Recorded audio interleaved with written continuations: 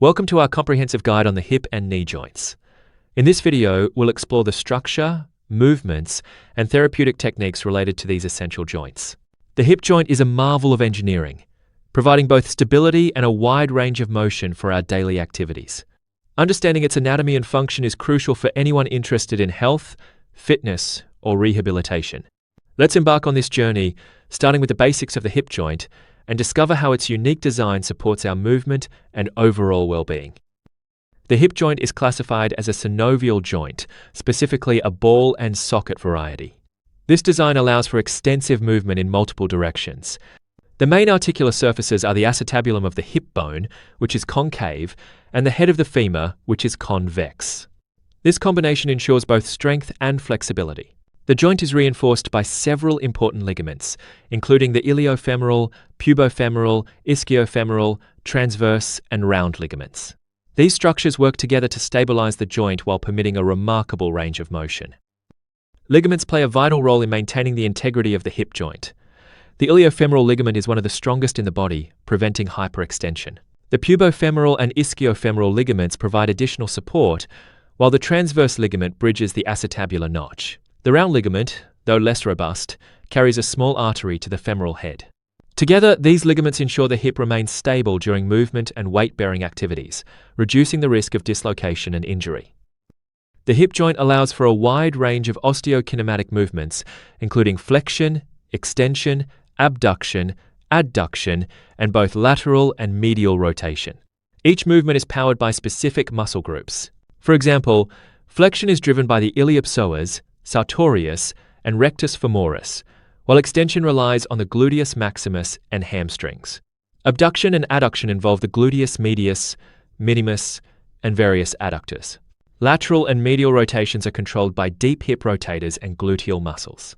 This versatility is what enables us to walk, run, and perform complex athletic movements. Beyond basic movements, the hip joint also demonstrates specific arthrokinematic relations. Flexion is accompanied by dorsal gliding, while extension involves ventral gliding. Abduction is paired with caudal gliding, and adduction with lateral gliding. Lateral rotation results in ventral gliding, and medial rotation in dorsal gliding. Understanding these subtle joint mechanics is essential for therapists and clinicians, as it informs both assessment and treatment strategies for hip dysfunction and pain. The hip joint boasts an impressive range of motion. Flexion can range from 20 to 135 degrees, while extension reaches up to 45 degrees. Abduction typically spans 45 to 60 degrees, and adduction is limited to around 0 degrees. Medial rotation ranges from 0 to 45 degrees, and lateral rotation from 0 to 35 degrees. These values are important benchmarks for clinicians assessing joint health and function, and they guide rehabilitation goals for patients recovering from injury or surgery. Proper positioning is crucial for both assessment and therapy. The starting position is defined by a line from the anterior superior iliac spine, ASIS, to the patella, with the two ASIS at right angles.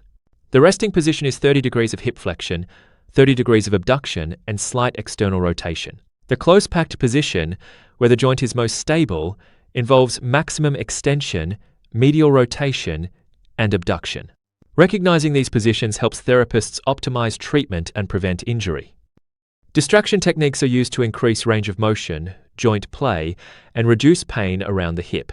The patient lies supine, with the pelvis fixed by an assistant or belt. The therapist stands at the foot end, supporting the patient's leg on their shoulder and applying a distraction force to the hip. This technique is particularly useful in rehabilitation settings, helping to restore mobility and comfort for patients with hip stiffness or pain. Caudal gliding is another manual therapy technique aimed at increasing hip abduction and joint play. The patient remains supine, with the pelvis fixed. The therapist grasps the patient's ankle and applies a downward caudal force with mild distraction. This maneuver helps to mobilize the joint, reduce pain, and improve functional movement. It's a staple in physical therapy for patients with limited hip mobility. Ventral gliding targets hip extension and external rotation, while dorsal gliding focuses on flexion and medial rotation. For ventral gliding, the patient lies half prone with the lower limb hanging off the bed. The therapist applies an anterior force to the upper thigh. For dorsal gliding, the patient is supine with the hip at the bed's edge, and the therapist applies a posterior force. Both techniques aim to increase joint play, restore movement, and alleviate pain. Lateral gliding is used to enhance internal rotation and adduction of the hip. The patient lies supine, with the pelvis stabilized. The therapist stands near the lower extremity, grasping the upper thigh and gliding the femur laterally.